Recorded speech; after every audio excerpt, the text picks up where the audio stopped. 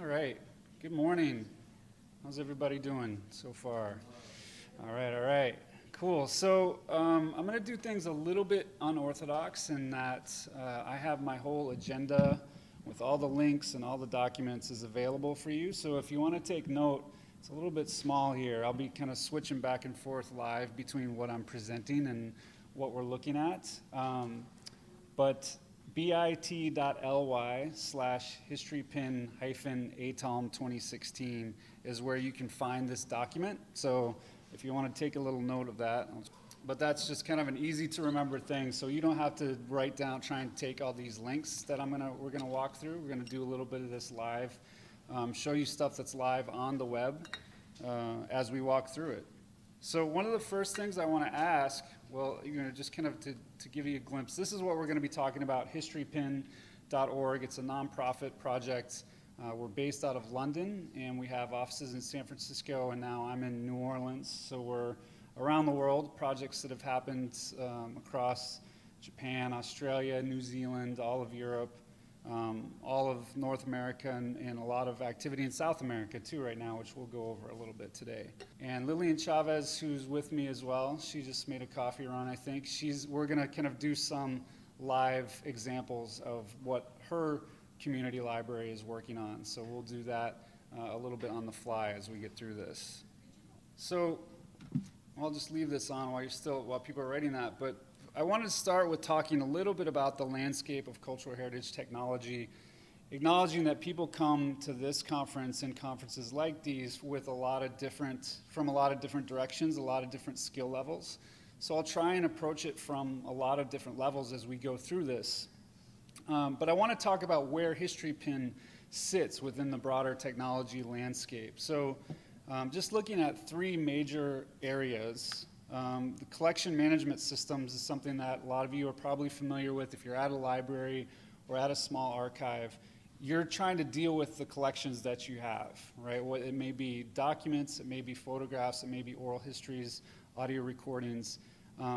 Collection management systems like Mookadoo or ArchiveSpace, HistoryPin is not that. Some people do use HistoryPin as a little bit of a collection management system just because it's easy. We have a really simple user interface.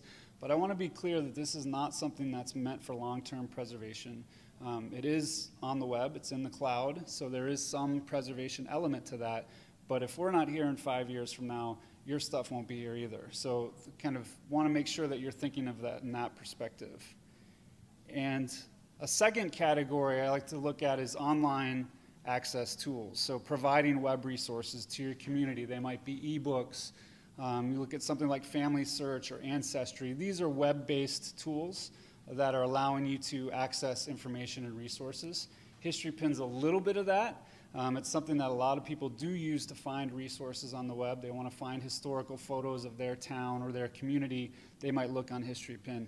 But that's also not our primary place in the world of these web tools, right? And then a last one is programs and projects. And that's where I think of HistoryPin fitting in mostly. You know, what we consider ourselves to be as a nonprofit is really a tool that you can use in your communities to do technology training, to do intergenerational, intercultural communications. And it's something that's very much outward facing. You look at something like Mookadoo or others where you have different permission accesses. HistoryPin does not have that. So it's something to keep in mind right out the gates. This is something that's forward-facing. It's what you want people to see when you're presenting your stories and your histories. So we'll look a little bit at that. And I think that's all I wanted to say about that context. That'll give you a quick look at what HistoryPin is looking like today. And I'm going to introduce some of HistoryPin's exciting new features. We've upgraded searching across the site to help you discover more content in your local area. And you can not only search for individual pins, but collections and tours as well. This is a very quick overview of the site. We're going to go into much more depth here, but as you type I'm going to talk over Carrie a little bit, my colleague. Essentially what you have is a geographically guided exploration of community history and community photographs. And you're able to create your own profile, which we'll go into in depth here. You're able to create your own collections, which can be as complicated or as simple as you like. You can create YouTube videos, Vimeo videos, all of that audio is supported within this. So you can curate a bit of a story with your collections. This is one that we'll go into in depth. And really all you're doing when you have photos or when you have audio or video, you're able to just use this really simple user interface once you're logged in to drag a picture up, decide where it goes on the map, and you can make that what we call a fuzzy pin. It's not in a specific location, or you can make it as specific as a street view. And this will kind of show you a little bit of the number of collections that you can see. So one library, community, individual can have multiple collections. So you can have themes based on your exhibits or whatnot.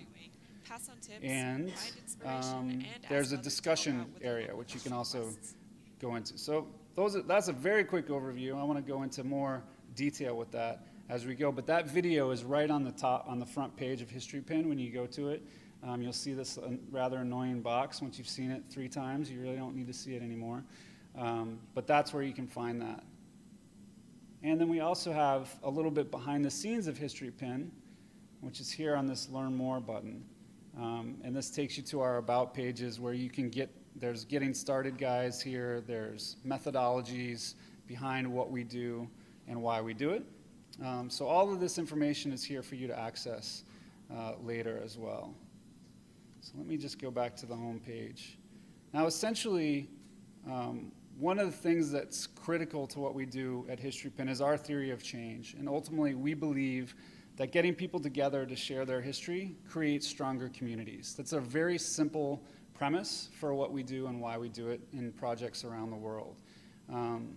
So we do have quite a number of digital tools that people use. A lot of times when people see Historypin, that's what they think of, but really 90% of the work that's done around Historypin in our programs are offline. It's what's happening when you're communicating and sitting down with 2 people together and saying, what was your story?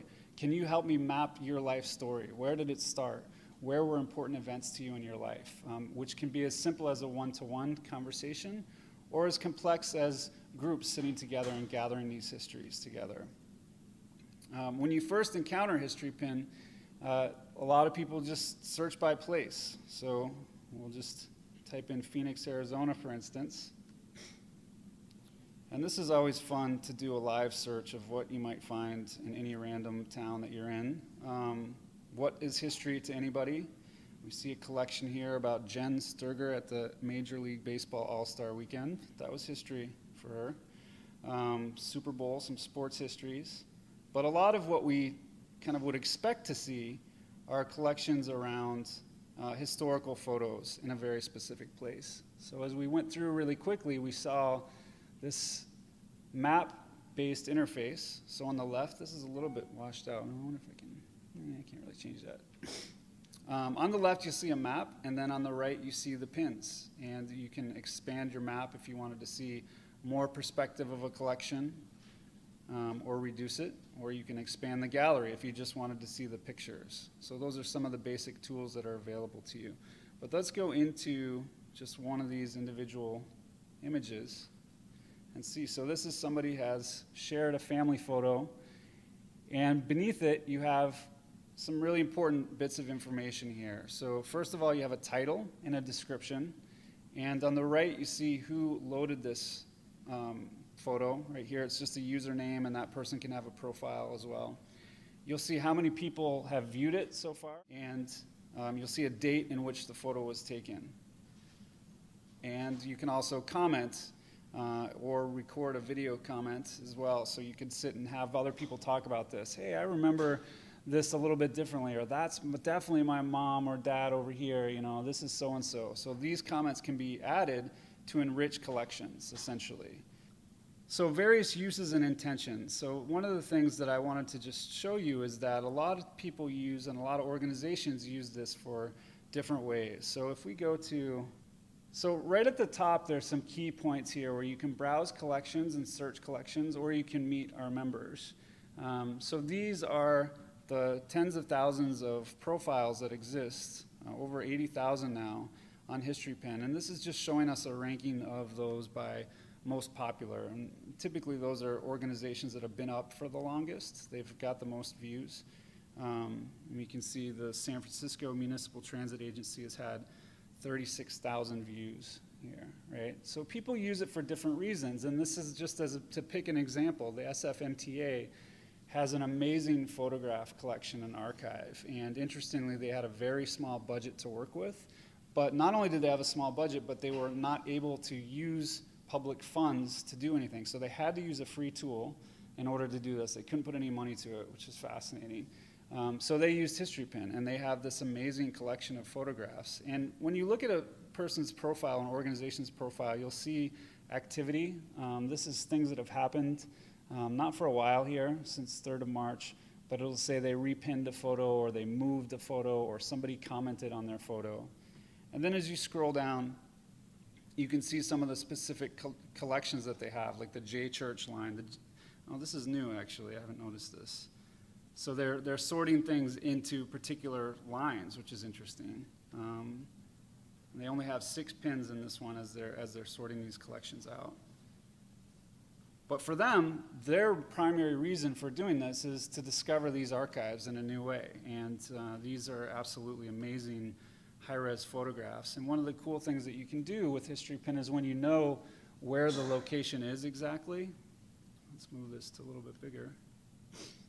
When you know exactly where that location is, you can actually pin it more specifically, and then you can see this kind of fade onto the Google Street View. So you can kind of compare what was there then and what was there now. And nowhere does it look as amazing as these kind of transportation photographs, because they're taken from the middle of the street, like Google Street View. A lot of times you just get into the right area to get something somewhat of that experience. We've seen it used in a lot of different ways. And then others will use it to kind of connect to their communities, to learn more about their collections. We're seeing a lot of cultural heritage organizations use it that way. Let me just go back to the members page here. The National Archives, somebody we've been working with very closely for the last 2 or 3 years, and their primary purpose is discovery. So here you imagine, untold amounts of content. They're just trying to find ways for people to explore this a little better. One of the things that we're doing with them is focusing in on their wartime films. Let's see if I can find this. They had an amazing collection of wartime films around the First World War as we're entering the centenary of the First World War. And what we've done is started to take these films and break them off into little clips. This is something that you can see on some of our funded projects, that they'll have, what we saw before is just a little description at the top. For our funded projects, you can put video backgrounds or image backgrounds at the top as well. And here you can just see this is now also available in a separate app, but this is the primary content of this. So these are little 2-minute clips from some of their films that we've never really had the ability to geographically explore. Typically you'll have a description of a film, but now you can take those clips. These are just short Vimeo clips. They're all, for World War I, there's no audio. And you can explore on the map what these places were like during the time of the war.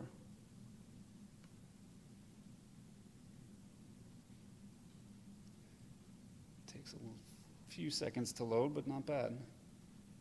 And this is, interestingly, this is a very specific location within the film. So somebody's identified the kind of town square in France. So you can see these locations come back to life. Of course, you can see the satellite view. I'm guessing we're going to see a town square here. Yeah. It's amazing to see these parade grounds are all parking lots now in these old French towns in World War I. Of course, we need parking instead of parades. All right, so looking at some of these different intentions, different ways that people use this. I want to give you just a couple different examples of, well, before I do that, actually, let me talk about user-centered design and why this is an important element to us. On this link here, if you've written down the link, I've written this out so you can have this for later, but this is critical and gets into a little bit to our grant writing processes, but this is our methodology for how we work and how we develop our tools.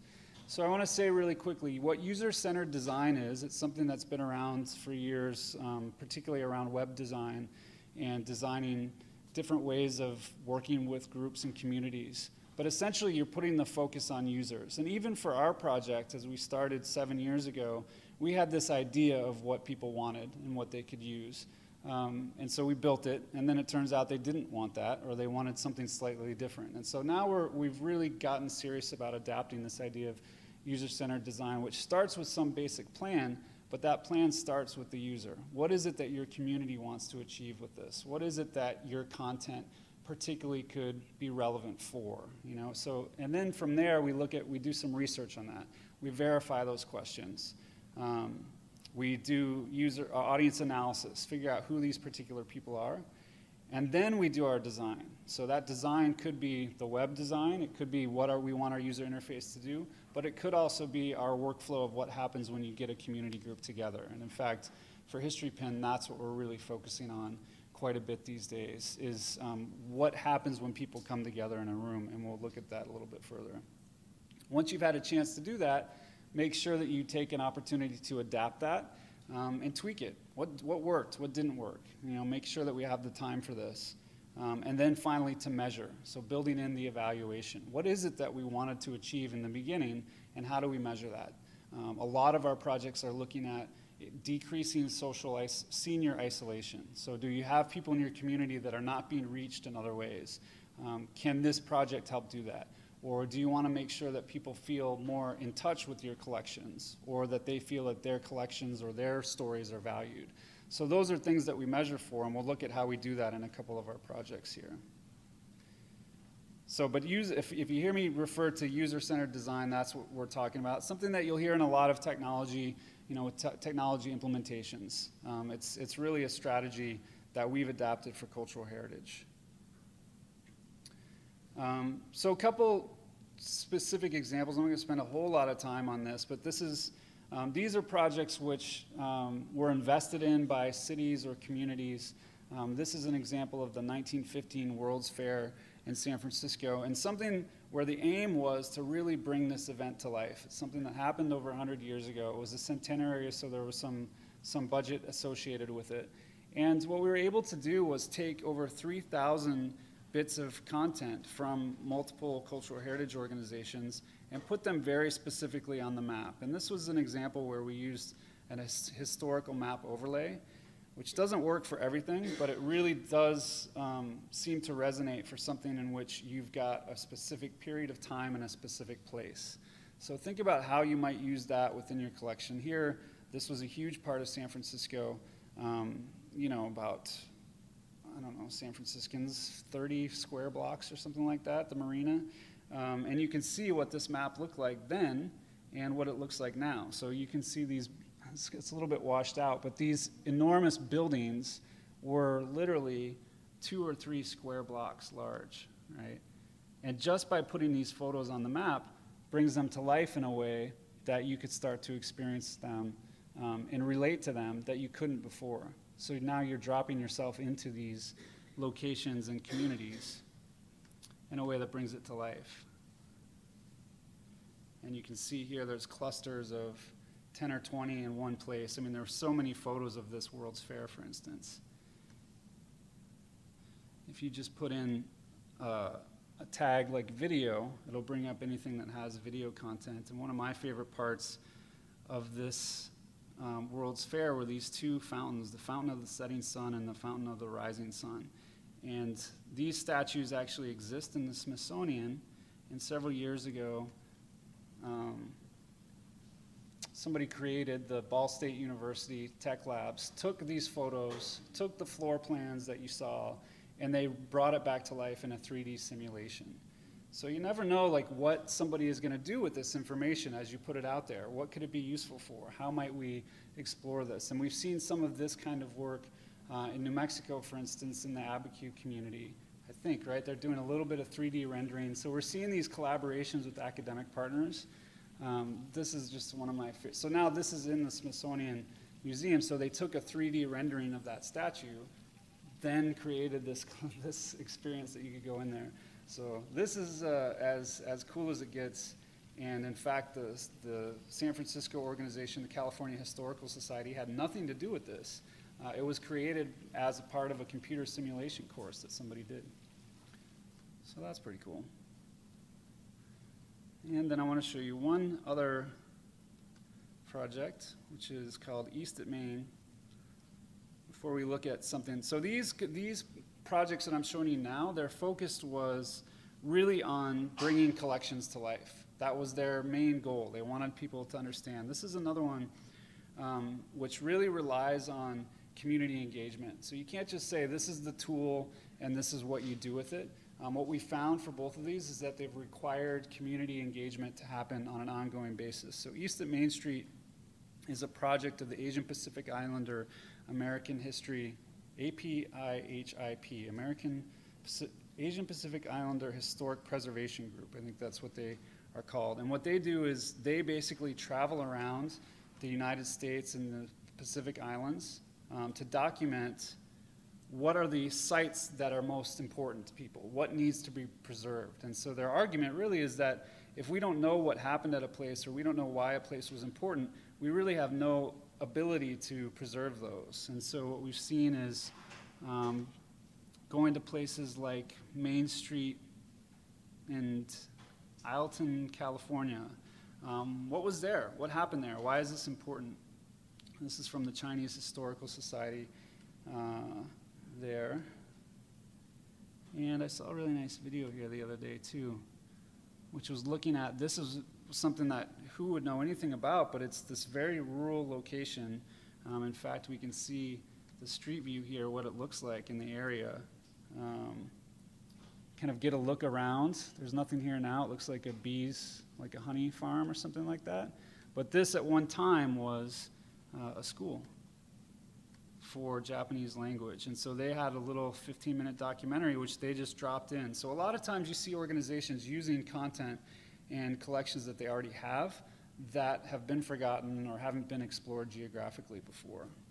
All right, so those are just two really good examples of kind of thinking about collections that you may have that you want people to explore, you want people to know more about, and that there's really a geographical resonance for it. So then the other side of it is our community-driven projects that are looking at collecting content that doesn't already exist. And I want to show you two here. Memories of Migration, which started with an IMLS grant about 2 years ago.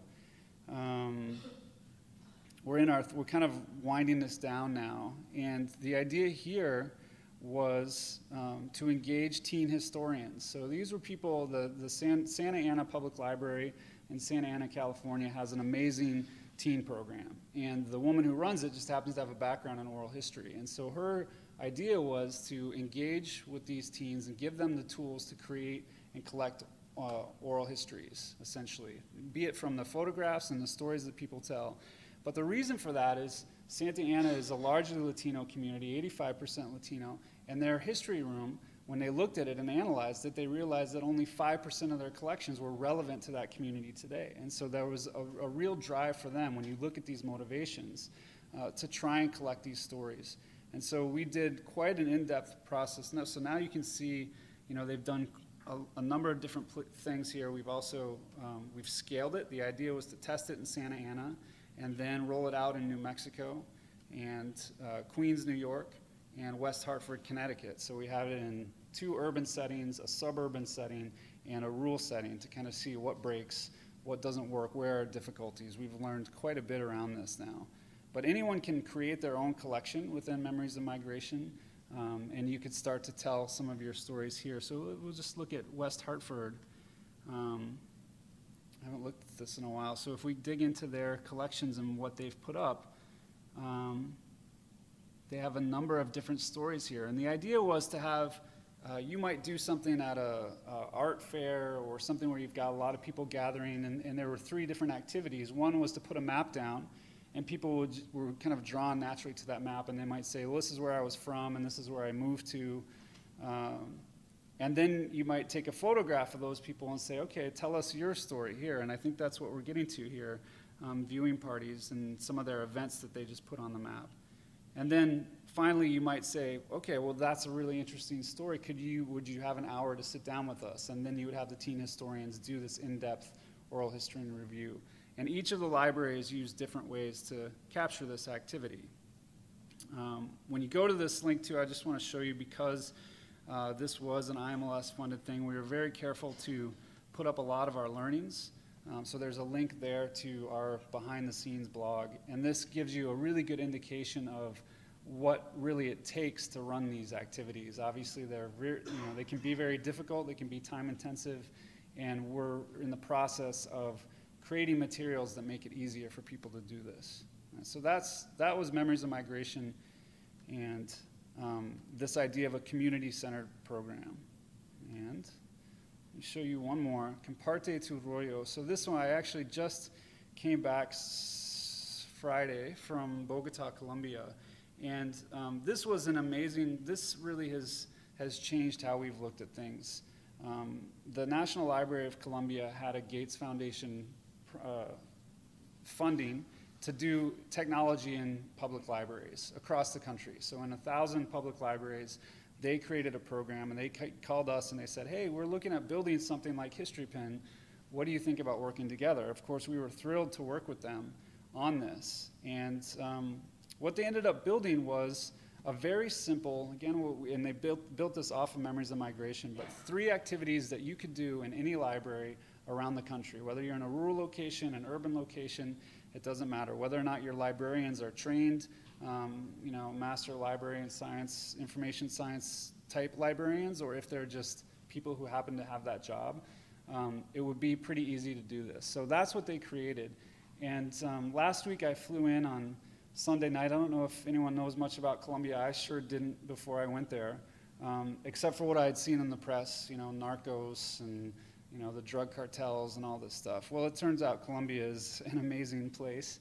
And as I flew in on Sunday, they had this vote on a peace treaty. After 52 years of violent conflict, they had made a peace treaty amongst the FARC and the Colombian government. And all that needed to happen on that Sunday was the people to ratify it.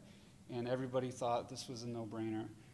We want peace, obviously, and tragically, it was turned down by 0.5% of the vote. So as I landed on that Sunday, which this was to be a huge celebration, they were just in tears and brokenhearted. And I have to say that this project really was the hope and has become the hope. This idea that, are we so divided as a country and as a people that we can't see eye to eye on peace? And I think what so many people were so hurt about was in the countryside, places like this, where there have been massacres of people in the last 20 years, they voted yes for peace, right? And then you look at these collections that they're sharing, and you don't see this idea of violent conflict. You don't have this picture in your mind of people gone missing. And what turned out to be happening were the program leaders on this were all under 30. Like I asked them if they knew who the Beastie Boys were or anything like that. They didn't know this, they did, anything in terms of pop culture that I had an understanding of was completely foreign to them. And, obviously, seeing how they've lived. But what they were able to do was leapfrog this period of 52 years of conflict and ask their elders, what was it like to live in peace? What was it like to have a carefree existence? Or what did it look like before that? And so this project has become absolutely galvanizing. In the first 2 months, there were 3,500 photos that have been added to the collections. They've decided to pick some of these kind of highlights from around the country. And so we built a showcase site for them. So this all links to images on Historypin, but it also is built for librarians to come and see these activities. So when we talked about those 3 activities, here's some of the things that they did. It starts with something very analog. You bring in photographs to the library, and people sit and talk about them. What you have here is this color wheel is actually an emotion wheel. And so it asks you, what do you feel when you see this picture? Where does this go to? What does that look like? And that's what you're seeing in a lot of these activities. In fact, if we just go to, if we do a Facebook search, for instance, so you can do this search for things in Facebook.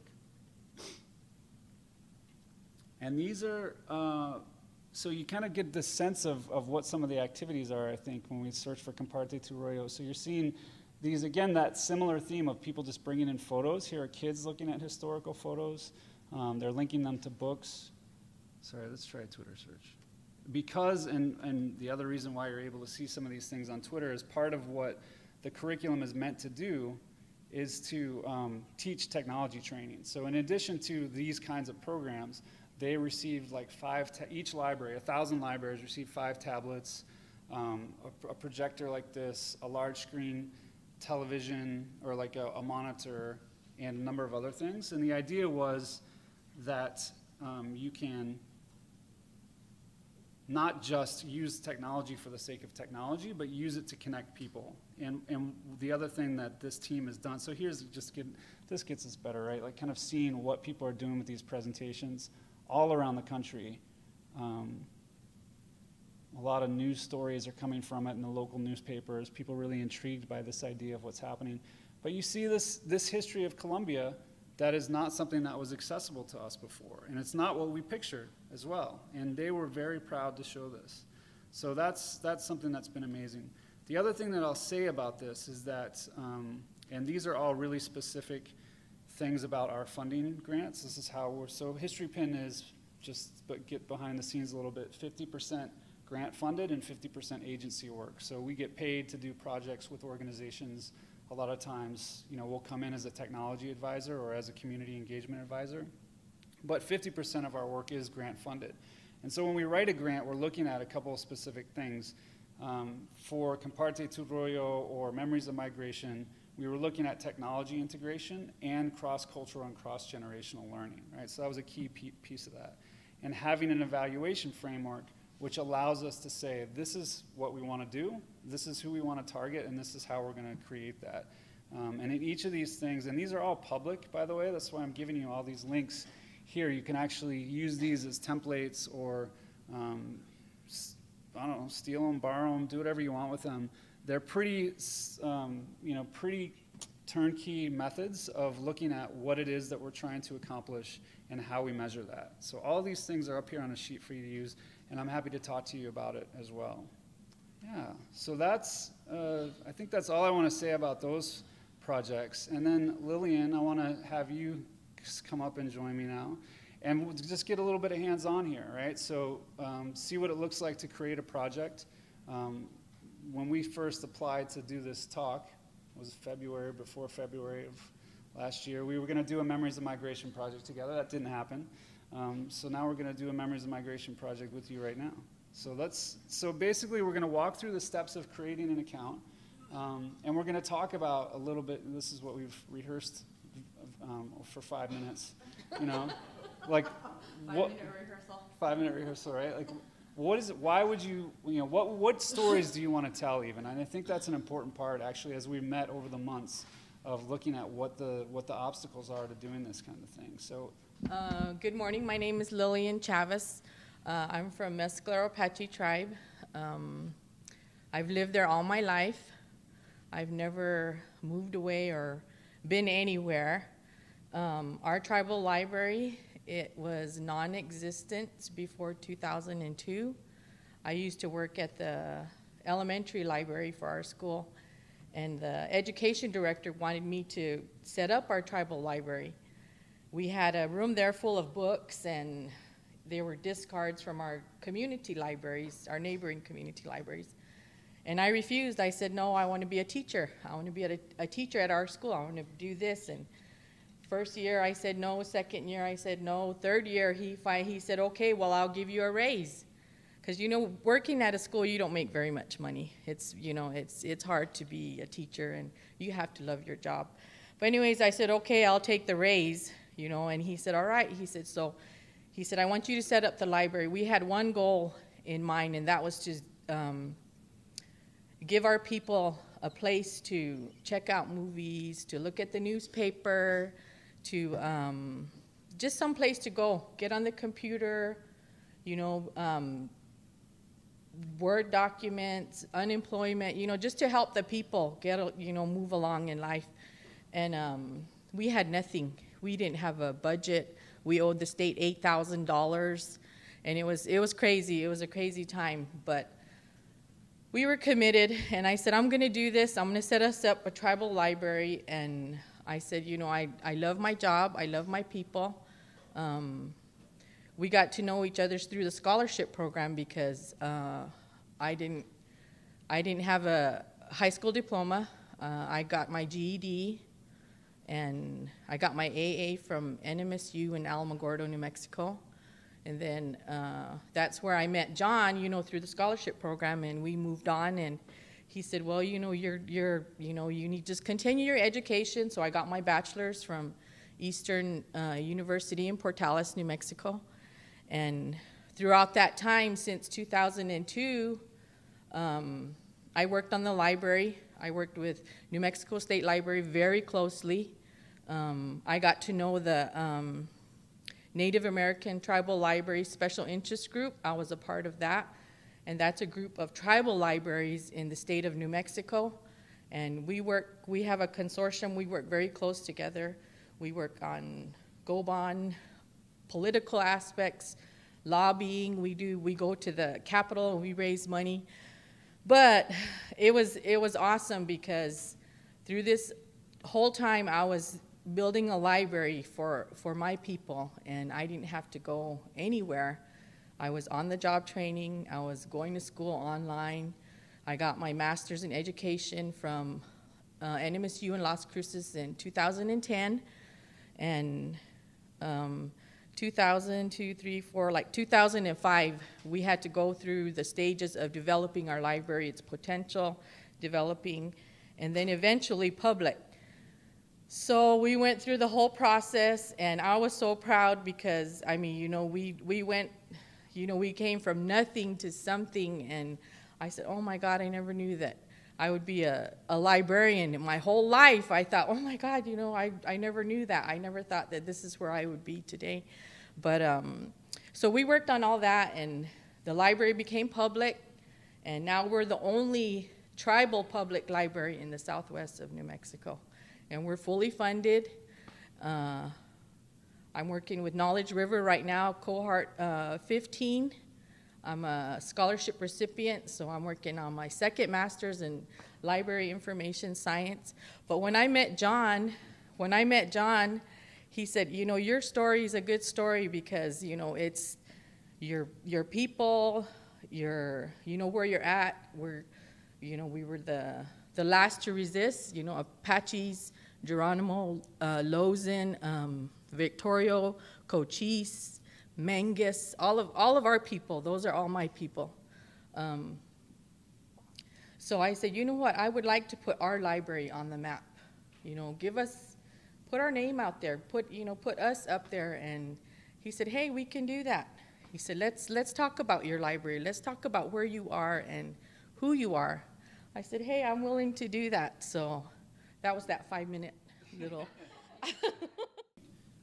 In order to put your library or your cultural heritage organization or yourself on Historypin, you have to have a login. You have to create a login. So that's even the very first policy question, right? Like if you and Winona or 2 or 3 other people are going to use it, would you use Google or Facebook or Twitter or an email? Like what would you use? We'd probably use Google. Because you use that for your library already? We use that. We use Google a lot, and then Facebook. We use Facebook quite a bit. Okay, so you could use either of those logins. Let's use Google. We're just gonna do this for real right now. Okay. Let's do it. By creating a free Historypin account, you can start to add your own photos, audio, video, and stories to our worldwide map, and also help to enrich the content contributed by other members. If you are coming to Historypin for the first time and would like to create an account, click Join in the upper right-hand corner of the homepage at historypin.org. You will then see a few options for how you can register with us. You can join either using a Google+ or Gmail account, a Facebook login, a Twitter login, or another email of your choosing. If you choose to register using Google, Facebook, or Twitter, enter in your existing login details for those platforms in the resulting login prompts.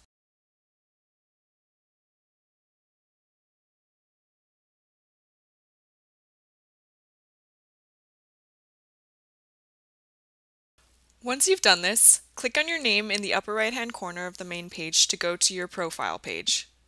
This will be your home base for viewing all of your pins, collections, and tours you create on Historypin. You can start to customize your page so our members can learn a little bit more about you. To do this, on the right-hand sidebar of your profile page, click Edit Profile. Here you'll see that you can change your profile name, add a photo icon, and say a little bit more about yourself or your institution or group if you are part of one. Further down this page, you'll see that you have the option of adding additional login methods for your profile. So if you are, for example, a museum who would like to share the login and editing rights of your profile with the rest of your team, you can, for example, add a shared email or shared Twitter account. Lastly, we encourage you to turn on your notifications so that every time someone comments on, reuses, or adds tags to any of your pins, you'll be notified by email. Once you're done, click Save and you're all ready to start pinning. If you'd like to start contributing to a collection on Historypin, search for it by clicking Browse All Collections in the upper navigation bar.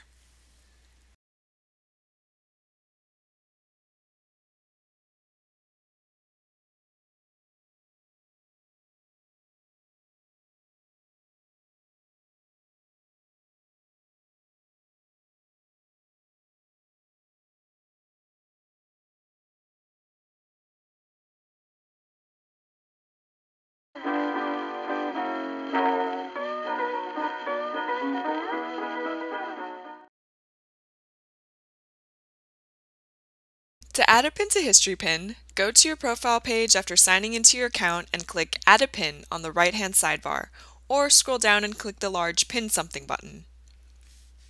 Additionally, if you'd like to add a pin into someone else's collection, go to the collection page and contribute through there.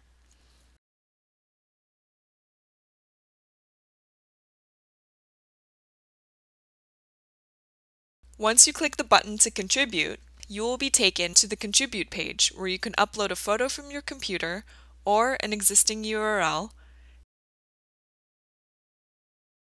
an audio or video link from YouTube, SoundCloud, Vimeo, or Audioboo,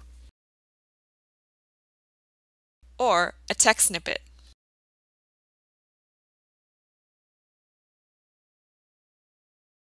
Give your piece of content a title and also describe the story behind it.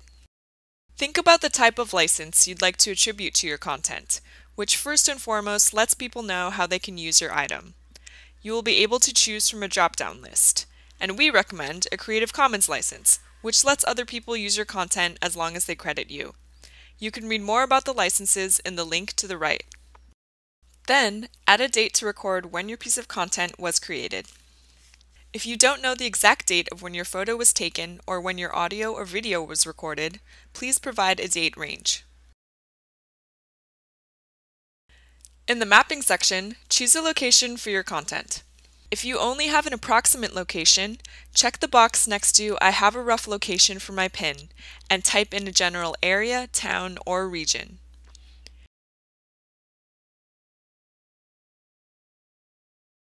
If you know the exact address, tick the box for an exact location and type in the address. If you choose this option, you can also try your hand at overlaying your content onto Google Street View. If your photo was taken from the street, or you would like to give wider context to a video, for example, tick the box and use the tools in the pop-out window.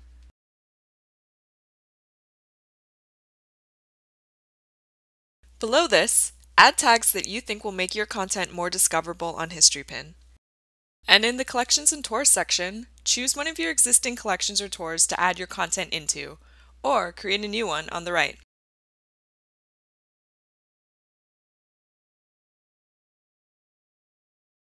In the last section, you have the option of filling out additional fields to say more about where your piece of content came from and how others can use it. Once you're done filling out these fields, click Save and you'll see your new pin mapped along with your existing collection of pins. If you have any additional questions, please visit the FAQ section of our community forum or email hello@historypin.org. So let's see. In conclusion, I guess, check it out. See if it's something that makes sense for you to use in creating collections, creating tours, or in engaging community. That's something where a lot of our work is a lot of organizations and companies here. We do a lot of grant writing together with organizations, so if you have an idea about something, let us know, talk to me. I'm the Strategic Partnerships Director, which means I'm writing grants a lot of the time. I'm looking at client possibilities, or I'm looking at pockets of funding that we can do work around. So let me know. And I have some cards here. Lillian, thank you again for volunteering, jumping into this.